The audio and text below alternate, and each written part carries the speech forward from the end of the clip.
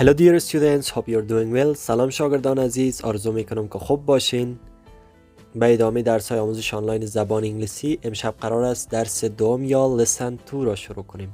قبل از شروع درس عزیزانی که از طریق چینل یوتیوب ما را دنبال میکنن فراموش نکنید اگر کانال یوتیوب ما را سابسکرایب نکردین همین اکنون سابسکرایب کنید و دیگر دوستانتان هم دعوت کنید تا به کانال یوتیوب ما بپیوندند. و دوستانی که تازه به گروه های درسی در واتساپ با ما پیوستن شما را خوش آمدید میگیم. ما در درس دوم قرار داریم. درس اول را اگر ندارید مسیج کنین براتون حتما ارسال میشه. پس listen to درس دوم grammar focus، بحث بالای گرامر. الفابت، الفبا. عنوان درسی که امشب قرار است رویش بحث کنیم الفبا یا الفابت است. در زبان انگلیسی الفبا الفابت گفته میشه. یک تعریف داریم از الفبا. الفبا عبارت از مجموعه سمبول های قراردادی، صوتی و سمبولیک بوده که اساس یک زبان را تشکیل میدهند و باید گفت که یک زبان بالای الفبای آن استوار است. خب دانش آموزان عزیز، ای که چرا الفبا را مجموعه سمبول های قراردادی، صوتی و سمبولیک میگه دلیلش است که در اصل 26 حرف زبان انگلیسی تمامش سمبول هایی است که قرارداد شده میان مردم، یعنی هر سمبول یا هر حرف یک معنی و یک بخش خاص از زبان انگلیسی را تشکیل میده. بنان اینا را به خاطر صوتی میگه چون دارای صوت هستند. پس ما میتونیم ساده بگیم الفبا به خاطر سمبولیک گفته میشه چون دارای شکل است و به خاطر صوتی گفته میشه چون صوت مشخص یا صدای مشخص داره. و ای که اساس یک زبان را تشکیل میدهند دلیلش ای است که یک زبان بالای الفبا استوار است، یعنی یک زبان از الفبای آن ساخته شده.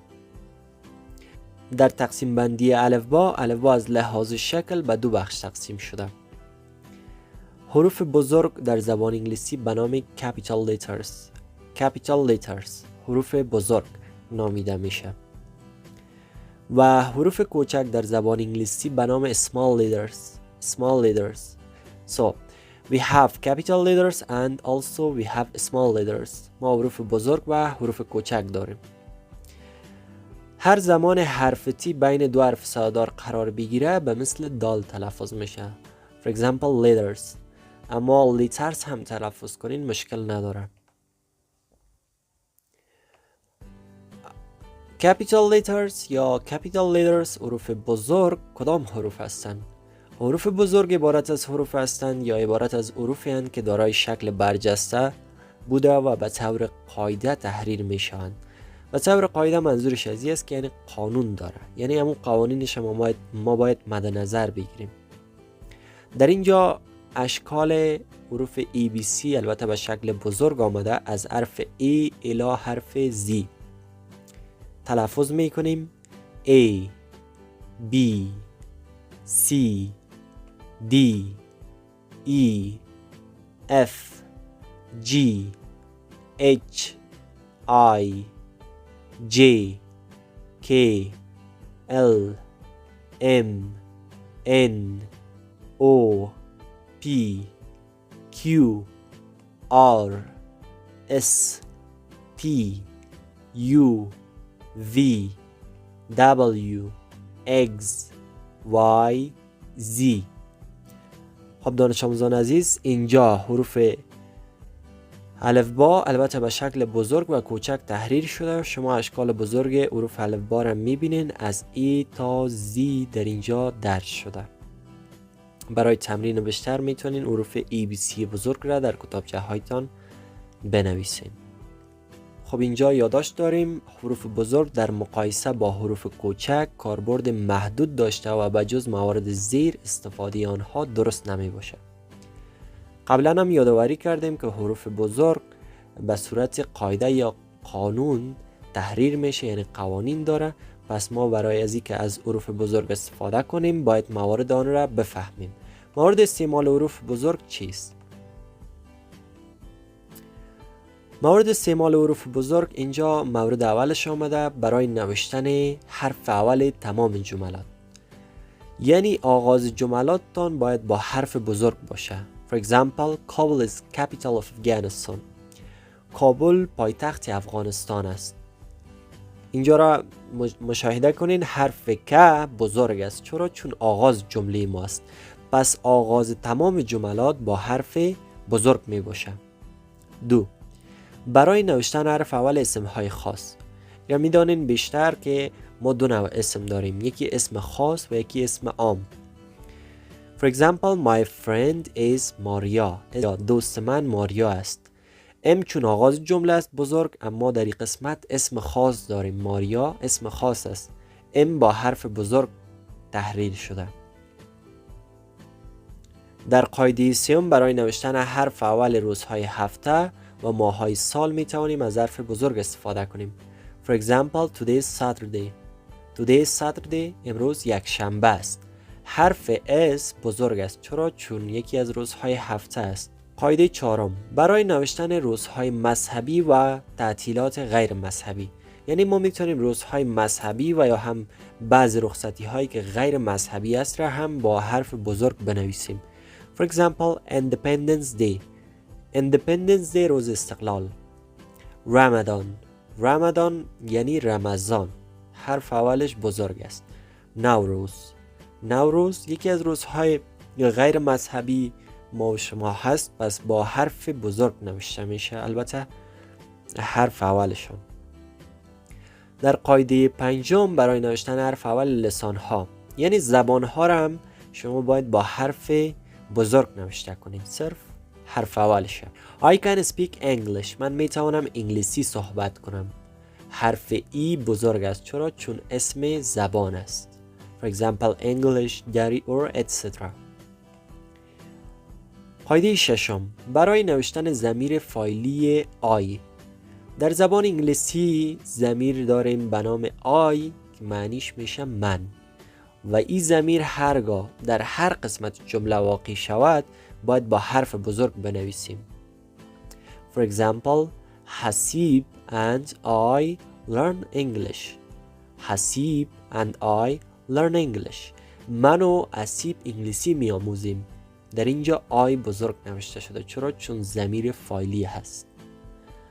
قاعده 7 برای نوشتن مخففات. مخففات اختصار شده بعض کلمات بزرگ یا بعض کلمات می باشه که بیشترین کاربرد را داره. For example, WHO مخفف چیست؟ W World، H Health، O Organization یعنی سازمان صحی جهان. WHO سازمان صحی جهان. Organization means سازمان. Health صحت. World جهان. و قاعده اخیر برای نوشتن حرف اول مجلات و روزنامه ها. ما برای نوشتن حرف اول اسم مجلات و روزنامه ها همچنان از حروف بزرگ باید استفاده کنیم. For example, Kabul Times یکی از مجلاتی است در کابل نشر میشه. حرف که با تی باید بزرگ نوشته شه. Or New York Times مجله کشور امریکا یا شهر نیویورک است که باید با حرف بزرگ تحریل شه. خب دوستان عزیز، تا این قسمت شما دانستین که ما از حروف بزرگ صرف در 8 مورد استفاده میکنیم. یعنی قاعده و قوانین زبان انگلیسی همین است که ما از حروف بزرگ صرف در 8 مورد استفاده کنیم. بقیه موارد را باز در درس بعدی شما میآموزین که ما میتونیم از حروف کوچک استفاده کنیم. طرز نگارش حروف بزرگ به شکل اساسی آن در کتابچه های 4 خط به این شکل است که شما از حرف A الی حرف Z در 3 خط بالا نوشته میکنین.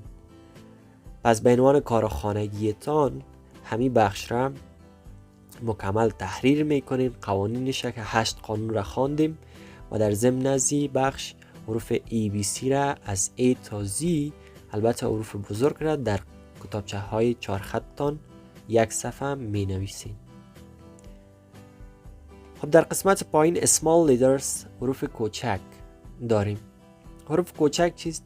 حروف کوچک عبارت از حروفی هستند که دارای شکل غیر برجسته بوده و به طور بی قاعده تحریر می شوند.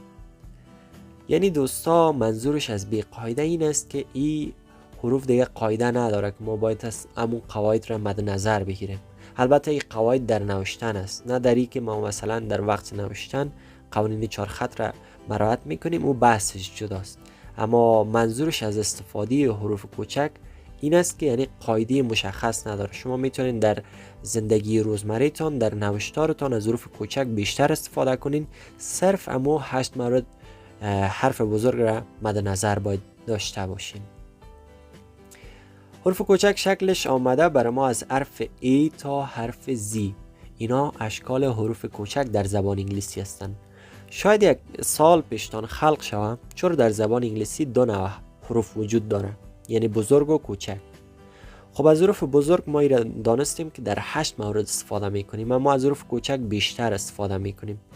دلیلش هم این است که نوشتن با حروف کوچک ساده و آسان است و همچنان خواندنش آسان است، در ضمن از جای کمتر را میگیره. اما نوشتن با حروف بزرگ کمی مشکل تر است، جای بیشتر را میگیره. به این خاطر 2 نوع حروف در زبان انگلیسی می باشه و برای از اینکه مشخص شوه بعضی جاها از حروف بزرگ استفاده میشه. یادداشت: حروف کوچک در تمام موارد نوشتاری، کتب، مجلات، روزنامه ها و غیره استفاده می شود، البته با رعایت حروف بزرگ. یعنی ما همان 8 قانونی که برای ما زبان انگلیسی میگه شما مد نظر بگیرین در نوشتارتان، او 8 مورد را مد نظر میگیریم، بقیه موارد را میتونیم از حروف کوچک استفاده کنیم. خب در این قسمت بعدی هم طرز نگارش حروف کوچک به شکل اساسی آن آمده. شما کتابچه 4 خط دارین، حتما نزدتان 4 خط هست. اینجا حرف A در 2 خط وسط تحریر میشه، حرف B 3 خط بالا، C 2 خط وسط، D 3 خط بالا، E 2 خط وسط، F 3 خط بالا، G 3 خط پایین، H 3 خط بالا. حرف I 2 خط وسط و نقطهش در بالا میه. حرف J 3 خط پایین، نقطهش بالا. حرف K 3 خط بالا. اما این قسمت را متوجه باشین که باز با حرف بزرگ اشتباه نکنین. حرف بزرگ را ما از این قسمت شروع میکنیم به این قسمت ختم میکنیم. حرف L 3 خط بالا، حرف M 2 خط وسط، N 2 خط وسط، حرف O 2 خط وسط، P 3 خط پایین، Q 3 خط پایین، حرف R 2 خط وسط، S 2 خط وسط، حرف T U V W به می شکل در 2 خط وسط تحریر میشه. حرف Y 3 خط پایین، Z 2 خط وسط. پس به عنوان کارخانگیتان یک صفحه حروف بزرگ و یک صفحه کوچک را بنویسین در ضمن از تعریفاتی که داشتیم و همچنان موارد استعمالشان را در کتابچه هایتان می نویسین. گروپ های فعالیت برایتان ساخته شده. کسانی که در گروپ های اوناسی می خواهند اد شوند ابتدا باید خود را معرفی کنند، البته در وایس، و کسایی که در گروپ ذکور هستند مشکل نیست، میتونن از طریق لینک وصل شوند و کارخانگیتان را میتونید در گروپ ها بفرستین تا اینکه کارخانگیتان دیده شود و مشکلاتتان گرفته شود. برای درس‌های بیشتر همچنان کانال یوتیوب ما را سابسکرایب کنید و کسانی که در واتساپ ما را تعقیب میکنید لینک گروپ درسی را با دیگر دوستانتان هم شریک بسازید. تا درس‌های بعدی شما را به الله یکتا میسپارم. شبتان خوش.